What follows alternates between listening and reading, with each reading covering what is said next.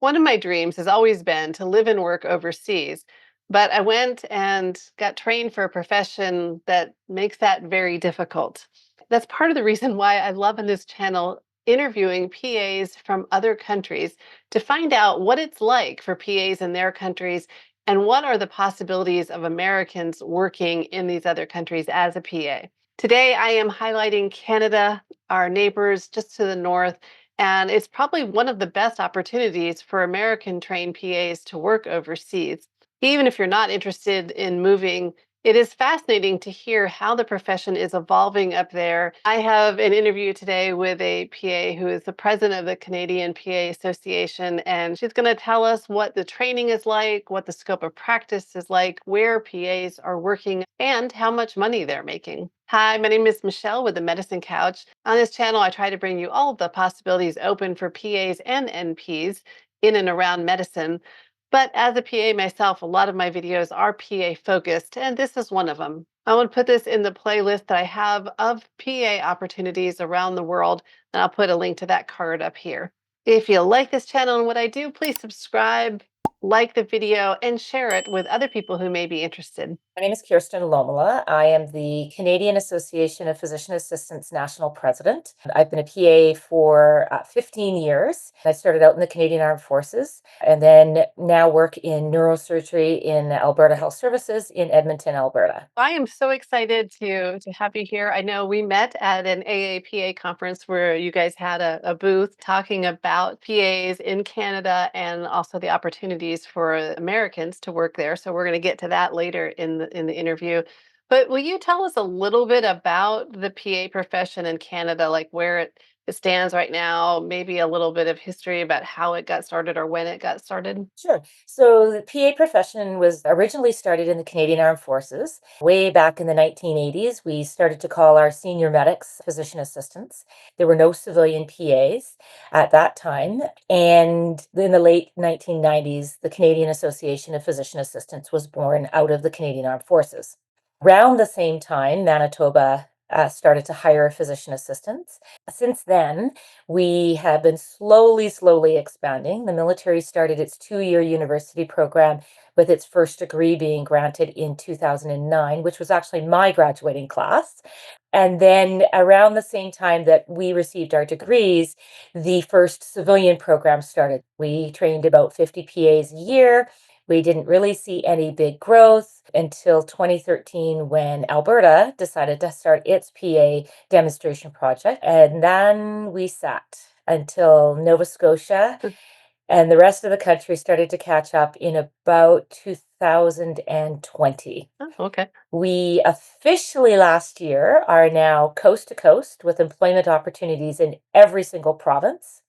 We've seen expansions in our schools, which now include 6 schools and 200 PAs a year, with at least 2 to 3 more schools in discussions. So we now have about 1,000 PAs in Canada and coast to Okay. coast opportunities. And that's just in the last 2 years that we've gotten to that. Just in case people aren't familiar with Canada, the different places you're mentioning are different provinces, so different areas of the country that have their own kind of set of governance. Yeah, so we have 10 provinces and 3 territories. Although we are funded federally, it is provincially managed. So every single Okay. health act is different in each province, and how they implement new professions or how they regulate professions is different in each province. And the need for regulation is also different in each province. So you will find one province that doesn't have a lot of regulated health professions, and then you go to another province where everybody is regulated. Yeah. And so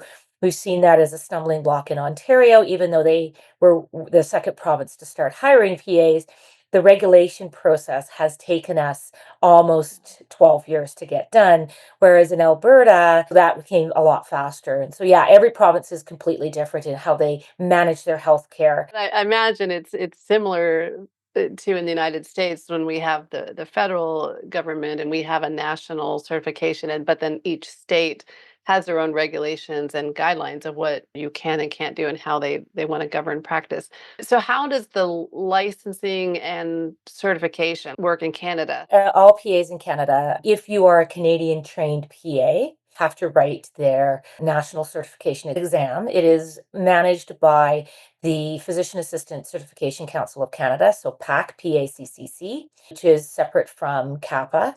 If you are an American PA, it really comes down to which province you're working in. And so, yes, we do take American PAs. In Alberta, for example, we're regulated by the College of Physicians and Surgeons with our physician counterparts. And they are the ones who have set the guidelines as to saying for Alberta's hiring process, you must maintain the Canadian Certification PA, which is CCPA designation, which is a little different from you guys because you're PA-C. It's CCPA for Right. Canada. And they have indicated that American PAs will write the Canadian certification exam. Oh, okay. So you don't have to write it before you start working. You'll given a provisional license, and so you will be able to work to your full scope of the Alberta regulations. Whereas in Ontario, who is just finalizing regulation, they're going to be fully regulated as of April 1st, 2025. You do not need to write the Canadian certification exam if you're American trained. The Oh, Americans just have to have passed your national certification exam and maintain your certification. is it just Alberta and Ontario right now, or can USPAs work in any of the provinces? They can work in any of the provinces Okay. underneath what their regulation process is. Now, some of the Yeah, provinces whatever you. are just in the infancy of its regulatory process. So, like British Columbia, Newfoundland, they're just finalizing regulation. They already have Okay. jobs open, you can work there, but they're not quite finished their regulatory process. And it's my understanding that unfortunately, right now, PAs from Canada or from any other country cannot sit for the US certification exam. They have to graduate from an ARC accredited PA school within the US. Is that your understanding as well? Yeah, and you know, it's hard for the Canadian PAs because there are some who currently live in the US. They've taken their PA Okay. training. Our programs very much mirror yours. In fact, Mm. the Canadian Armed Forces program was via the University of Nebraska. Oh, And okay. although it was managed by Canada, I mean, it kind of made sense because the American military was the IPAP program. It's through the University of Nebraska. So the same thing for the Canadians. We kind of Right. linked up because there was no Canadian programs at the time. So, you know, I technically I graduated from an American university, Right. but I can't write the NCCPA program. Interestingly, every one of our programs are accredited through Right. Accreditation Canada, but they don't recognize that, unfortunately. Mm. And we've spoken with Yeah. the NCCPA. We are trying to get Yeah. them to let us do that, but yeah. I would think that in the future that that is something that will happen as the PA profession grows and matures around the world. It would be nice to have a worldwide PA family, right, where we could work in other countries. But I do understand some of the dilemmas right now. And one of those issues that I've become aware of in the US, and I don't know if you're aware of it, I did an interview about the PA profession in Puerto Rico. And one of the issues that was brought up is that foreign trained medical graduates were allowed to become PAs in Puerto Rico. They set that title for them. And because of that, now some of those people are coming to the US and finding jobs as a PA in the United States. Is that anything like that happening in Canada that you're aware of? Under the regulatory processes across the country, it is very, very clearly delineated who can call themselves a PA up here, which is part of the reason why we fought so very hard to get regulation in Ontario, because we did Mhm. have IMGs who were calling themselves physician assistants, and they were not. So we've closed that loop across the country as part of our regulatory process. We want people to know what a physician assistant is, and we don't want that water being muddied. And that's the issue. I think that we want a Yeah. physician assistant, or in the US, physician associate now is the title that we're moving to be its own identity. And when somebody says they are a PA, that we know exactly what their training was. So that's the main issue that's troublesome. And I'm curious, are we talking about the name? Was there any discussion on name physician assistant versus a physician associate? So we've always started out as physician assistants up here, even when it was in the Canadian Armed Forces. So it's a term now that we've used for over 30 years. We have very closely watched what's gone on in the US and in the UK. And in both countries, there are completely different issues as to why there's having issues around the name physician associate. The Right. UK is very, very complicated in they couldn't be assistants to be regulated, so they had to change their name. That has caused a whole bunch of issues. So CAPA did look into that. We asked our membership. We kind of got a lukewarm response. Some wanted changed, some didn't want it changed. And we also did a stakeholder investigation in which we talked to all of our colleges and our different colleagues, and they were very, very adamant. No, we want you guys to stay assistant. So at this point in time, it's not something that we're exploring, and it doesn't seem to be giving us the same pushback that has happened in the other countries. And so we're watching it. We'll Yeah. see what happens. Maybe down the Yeah. road it'll change, but for right now, we're staying with physician assistant. And it is physician assistant, not guys didn't go with physicians apostrophe Correct. s assistant, physician Correct. Yeah. assistant. Yeah. Physician assistant. And I Yeah. often have that conversation. I'm, Yeah. you know, I'll, So do I'll we. introduce, Yeah. I'll introduce myself as so I'm the physician assistant or PA. I am not the doctor's assistant. It is the title of Right. my profession. And Right. usually I get really, really good responses back, and it's really not an issue. Where it becomes a bit of an issue is when people are charting that I'm an NP. Yeah. And I've sent messages back saying, please change that because I am not an NP. I don't want you Right. misrepresenting who we are. And it's we're still in our infancy, right? Well, we have those issues all the time still. I just saw a post the other day where people were showing like name plaques they were given from their institution they work for that has NP on their name, even though they're very clearly all their Yeah. credentials are PA. So it's still, yeah, it happens all the time. That kind of brings me to what is the scope of practice there for PAs in Canada? Does it change by province as well, or is it a national set? So it's a national set of what we call CAN meds. And so if you look at physicians, if you look at nurse practitioners, we all have these things called CAN meds or Canadian Medical Guidelines. And so that really kind of directs what our basic scope of practice is. And then just like you guys in the US, it goes to what my physician can do. So I particularly work in neurosurgery, so I don't do anything that a general surgery PA does. If my physician doesn't know how to put a chest tube in, I'm not putting a chest tube in, but the general surgery PA isn't putting in a drain into the brain if that's not what their physician knows. So Right. yeah, in that sense, it is very much similar. Our prescribing rights are quite a bit different. So currently in the process of getting controlled drugs and substances prescribing rights, which has been a bit of a limit to some of the professions. Like we have PAs in addictions and mental health, which is, as you know, in the US is a huge crisis. It's massive up here in Canada. And so I work a lot with inner city people. And so there's a lot of medications that I can't give because I'm not a prescriber of those medications. And so, yeah, there are some limitations to what we can do, but we very closely mirror what an American PA can do. Oh, okay. And the supervising physician, is it called supervising physician? And how much supervision do you guys have to have? Like, does the physician have to be on site? Do they have to see your patients? Do they have to sign your charts? Any of those kind of things? So that comes down to your medical directives and the agreement that you may have. So some provinces are very Okay. restrictive in the sense that they have these massive binders that are full of medical directives. The PA can do this in this process. And some of the provinces went, that is really bulky and we don't want to do that. So Ontario does medical directives. In Alberta, I have a simply 2-page supervisory agreement that is very broad, but it's also a living document. So it's constantly changing every few years. Oh, When I first started out, when most PAs first start out, and I think it's very similar in the US, it's very closely supervised. Like usually the physician is on site with you and making sure that you know what you're doing and signing everything. Now I speak with my physicians after, well, I've been in neurosurgery for almost 11 years. Now I might see my physician once or twice a week. My province is on an electronic medical recording system, so the whole province is on the same system, regardless of what hospital you work in.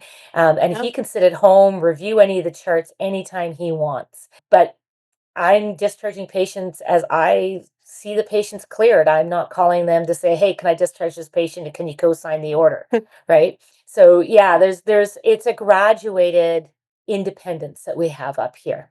The Yeah. physician does not need to be on site. We have many, many situations in which, for example, our diamond mines, our oil fields, the physician is not even close to the field. They're somewhere down south. We are in Canada are having a huge family medicine crisis. Mm. We have about 5 million Canadians who do not have access to a family doctor. They're utilizing the Emerge or walk-in clinics. And that was really highlighted during COVID. And one of our sites actually lost all of their physicians except the Oh, PA. So she was now stuck with how do I provide health for these people when I don't have a supervising physician anymore? And so the choices were close their little Emerge, close their long-term care facility, and close their tiny little hospital, which could have been permanent, or mm, do they find a solution? And so the PA, being ex-military, reached out to some of the local communities around her, found a physician who is willing to be a supervising physician. And she, for a year and a half, until they found a new physician, kept that little wow. community having access to healthcare. And so you don't have to be remote to be Yeah. fairly independent. Yeah. But the PA Yeah. found the solution nobody else did. Yeah. Well, that's awesome. So I want to circle back a little bit to talking about the education. Tell me how long the program is and what degree do you end up with? Bachelor's, master's, doctorate? Our program has actually really evolved quite a bit in Canada. The first class that graduated with their degree was a Bachelor of Science from the University of Nebraska. And that was back in 2009 when they were still kind of everybody, even in the US, it was mostly bachelor programs. And the two Ontario programs that were started right around the same time, one was in 2008, one was in 2009, they were both Bachelor of Sciences. That's the University of Toronto and the University, McMaster University. And they remain a Bachelor of Science program. Manitoba went a little bit different, and when they started in 2008, they decided to go right out of the gate as a master's level program. So I think as the other programs have started up, Dalhousie in Halifax, the University of Calgary in Alberta, and the University of Saskatchewan in Saskatchewan, Yeah. they are all master's level programs. Oh, There are at least 2 to 3 more programs in Ontario that are looking at starting up, and they're potentially going to be master's level programs as well. So we will see very shortly in the next few years a entry to practice being masters, and there is no talk at this point in time of any doctorate programs. But having okay. said that, we have a number of PAs who have attended either Still or Lynchburg who have their Mhm. doctorates. I'm one of them. I did mine Okay. through Lynchburg. But we also have a number of other PAs who are doing PhDs in Canada in things like public health, education. And Right. so we are seeing them doing non-PA doctorate and PhD programs, which has been quite neat to see them taking these roles. Those of us who don't live in Canada, give us an idea of how your health system works in general. In Canada, we are a public health care system funded by the government. The latest research I was reading actually says we pay about 4% higher taxes than the Americans do, and we get free health care that our taxes pay. There's no deductibles. The federal government allocates that money to the provincial governments, and the provincial governments administer all of their hospitals and their healthcare. You can go to your family doctor, you can go to your local emergency department. You never have to worry about ever receiving a bill. Depending on what you're coming in for, the healthcare system can work very, very fast. My husband recently had a type 3 heart block and needed a pacemaker. He was admitted to the hospital within 2 hours, seen by cardiology, and put on the schedule for a pacemaker. Uh, and with never having to worry about, do I have a deductible to pay and do Right. I have a bill at the end of the day? We never have to worry about that, which is kind of nice. Where our healthcare system has a bit of a failing is we have long wait lists for the elective surgeries. So if you need a knee replacement, you might be waiting for a while.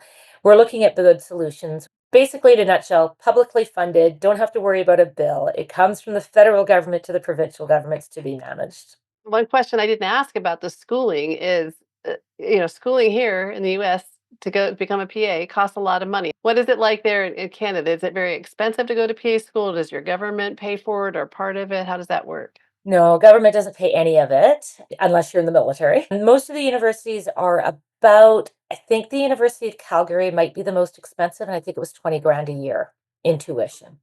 I'm hearing anywhere is around 50 $100,000 is what most of the PAs are coming out of PA school in debt. So since we're talking money, PA income when people come out and start working as a PA, I know everyone makes different depending on where they're working, what they're doing, but can you give us some kind of idea in Canada?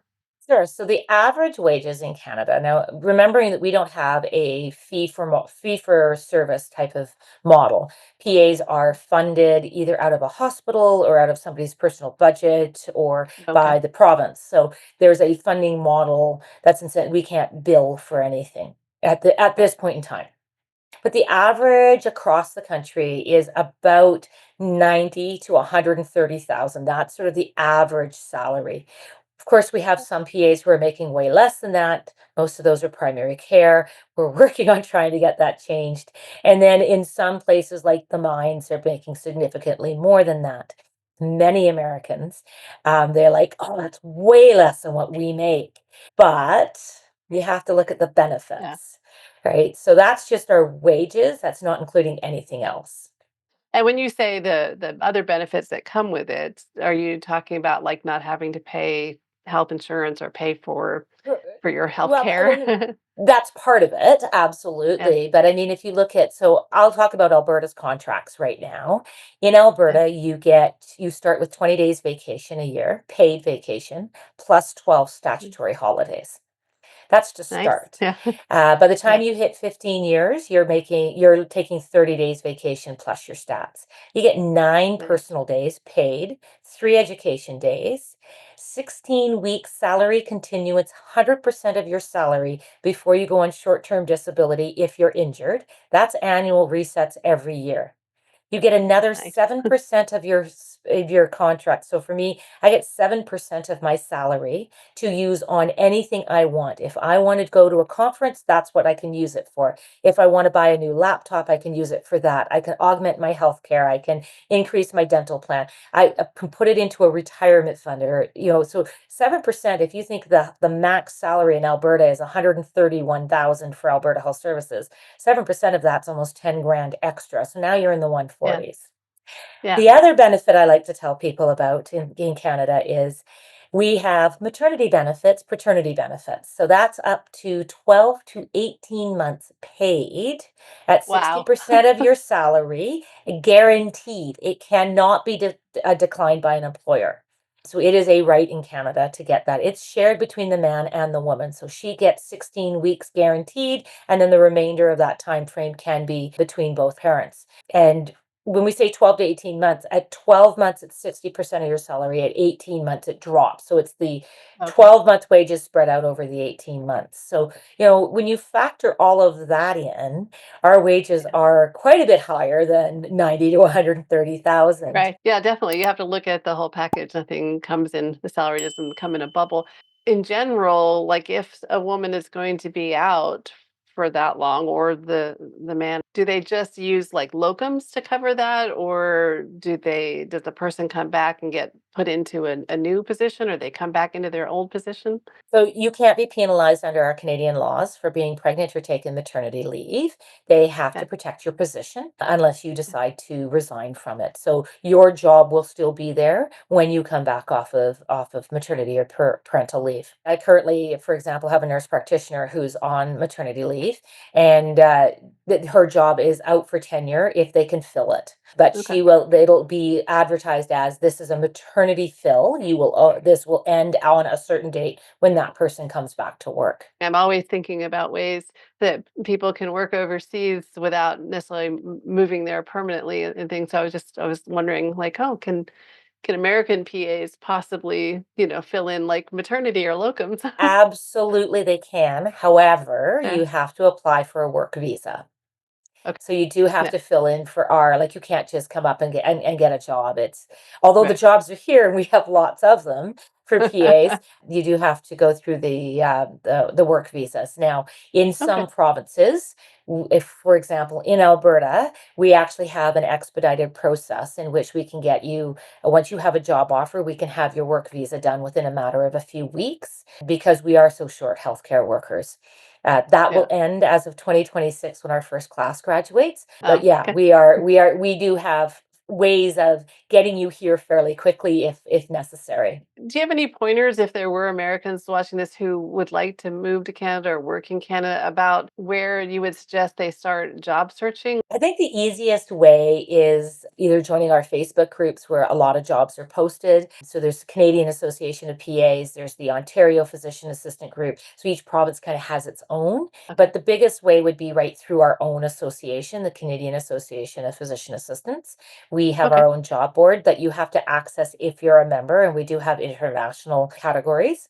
And then just through word of mouth, reach out to Canadian PAs. Like we have a lot of American PAs that are working in Canada, and you can certainly reach out through myself or through the Canadian Association of PAs to be linked up with some of them. We do have a lot of jobs available Okay. across the country, and some of the jobs are quite lucrative. If you want to move to the East Coast, outside of Halifax, Nova Scotia, which is Mhm. straight north of Maine, they're looking at salaries in the 100,000 plus range Yeah. with a $10,000 signing bonus. There's some funding available to help you move here. And so that's just Nova Scotia. BC's looking at signing bonuses. And so we're seeing it across the country that there are some neat positions coming up. Are you guys going to be coming back to AAPA again this year? Do you know you're going to have a booth? I'm not sure if Kappa is. I know Okay. certainly Nova Scotia Health has looked at it, and Alberta Health Services is Okay. looking at coming to Denver. Speaking of conferences, Yeah. I will Uh-huh. provide you with the link for this one. Our conference this Okay. year is going to be held Oh, from the okay. 6th of November to the 9th in Calgary, Alberta, right in the heart Okay. of our Western culture. And we highly invite all of our international PAs to come join us. But one of the questions I just thought of that we didn't talk about earlier are PA's role in Canada as far as throughout the specialties. Like in the US, pretty much any area of medicine from ophthalmology to the NICU to, like you said earlier, addiction, things like that. PA's work in all of the specialties. Is it the same in Canada? It's very similar. Each province has been slightly different in their implementation of PAs. British Columbia, for example, who is one of our last provinces to start PA initiatives, are only hiring into the emergency departments at this time. Oh, okay. We're hoping with the new government and the election being done that that'll eventually evolve into across the board other specialties. Alberta, Manitoba, pretty much all the rest of the country is looking at across the board. Some of the specialties that we haven't yet gotten into are things like as far as I know, we have nobody in ophthalmology, we have nobody in psychiatry, interventional Mm. radiology. There is nobody at this point in time, and I don't think at this time there's been a huge demand in those three fields for sure. But I would say that we pretty much in all of the country have PAs working in just about everything. I wonder PA's not versus NPs because I don't like the whole contention. We're just different professions. But if you're looking at the development of the two professions, how do they compare in Canada? Like, are there way more NPs than PAs, like in the US, or do you have any idea of that kind of numbers comparison? So there definitely are way more NPs than there are PAs. In Okay. Alberta, for example, I think they have over 500 NPs and there's about 50 PAs.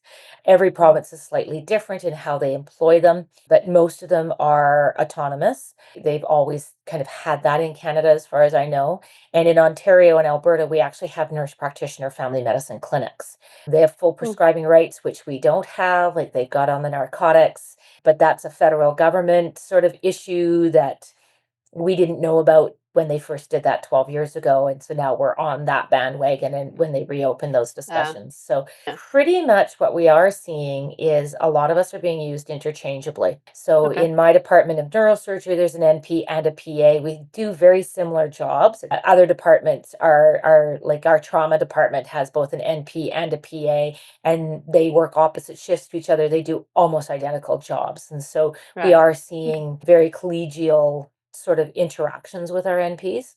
When you say autonomous, does that mean independence in Canada? Like, do they have to have supervising physicians? And I mean, I guess not if they're running their own clinics, right? Technically, under the law, they are an autonomous profession.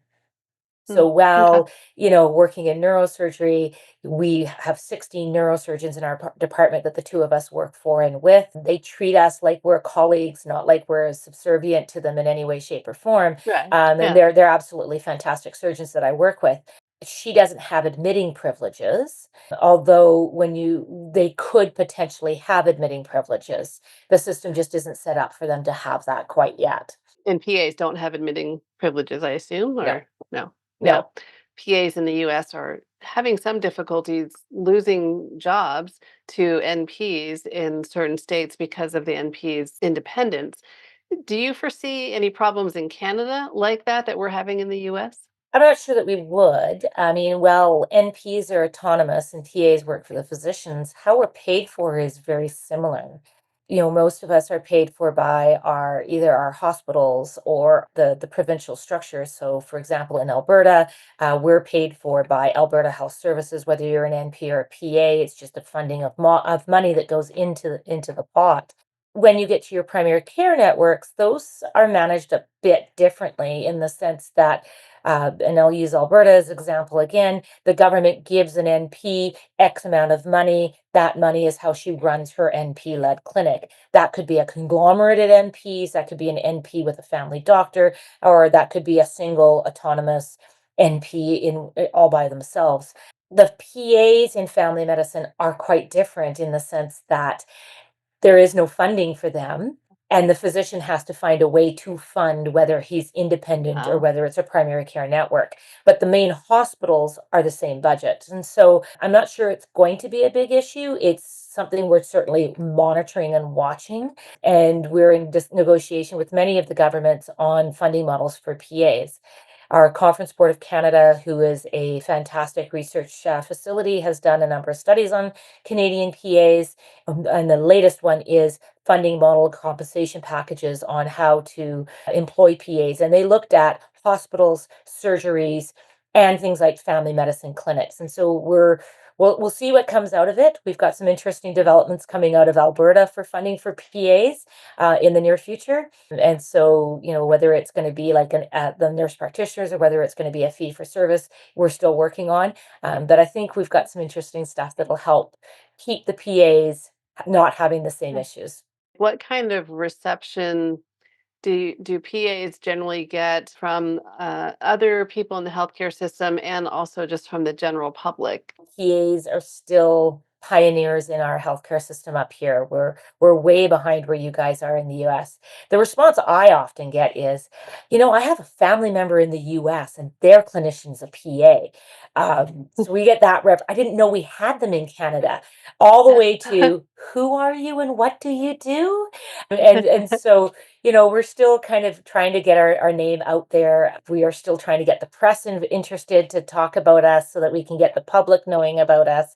But I think it's going to change. I think we're on that precipice of a huge amount of change, given that in the last 2 years, we've gone from training 40 PAs a year to over 200. We have more Yeah, schools coming, which means if you've got 200 entering the workforce every year, there's got to be jobs for them, right? And right. so Yeah. from that is going to be more awareness. I think it's interesting that the public may not know who we are, but the physicians, the healthcare system is learning very, very quickly. And I went down and presented to the Calgary PA class, our first year students that are just starting, like they're the first class in Alberta. And I met one of the other physicians who was coming in, and their first reaction was, I'm so excited to teach to the PAs. And I've heard nothing but amazing things about you. Oh, Your name is well known. And it's like, wow, I didn't realize the effect that we've had on healthcare in the province. We yeah. recently met with our health minister in Alberta, and she didn't know a lot about us, but what was supposed to be a 30-minute meeting wound up taking over an hour. She was like, we had other meetings that have happened as a result of that quite quickly. And so the word's getting out who we are, and so it's really is exciting times to see us go from being Yeah. in 4 provinces to now coast to coast. Yeah, Yeah. it's so exciting. It's great to see PAs, like I said earlier, all around the world, the profession growing and expanding.